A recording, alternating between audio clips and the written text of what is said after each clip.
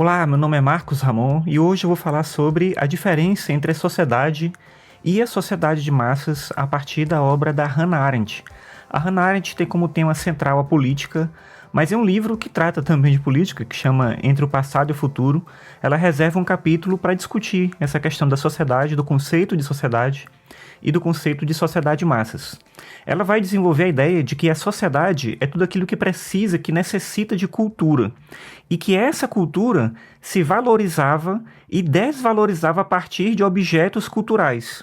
Esses objetos, é importante dizer, são coisas que permaneciam, que persistiam.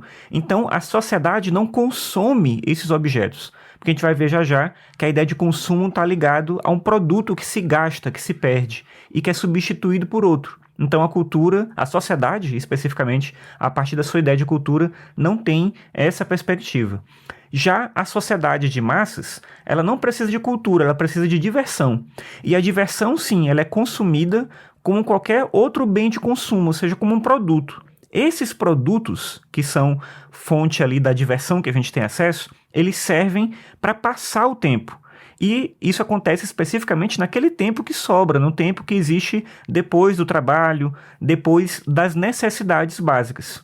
Só que com a estrutura da sociedade moderna, ela está analisando, claro, a situação específica ali no século XX, mas a gente pode estender para hoje, né, para a nossa época, para o século XXI, existe cada vez mais tempo livre. Claro que a nossa sensação é estranha, né, de que a gente não tem tempo, mas tem cada vez mais tempo livre que a gente quer ocupar com diversão e efetivamente é isso que a gente faz. Então, existe essa necessidade de mais entretenimento.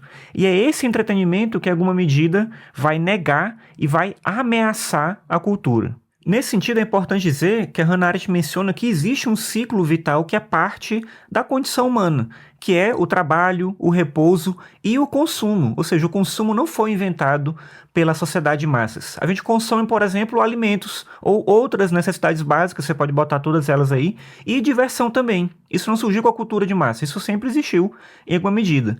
O que a cultura de massa faz, como eu falei, ela não inventou a diversão, mas o que ela faz é que ela coloca essa ideia da diversão num contexto em que se busca sempre o novo. Então, o produto da diversão, o produto da cultura de massa, ele é algo que desaparece com o próprio consumo. Um exemplo que ela vai utilizar é a adaptação de um livro para o cinema.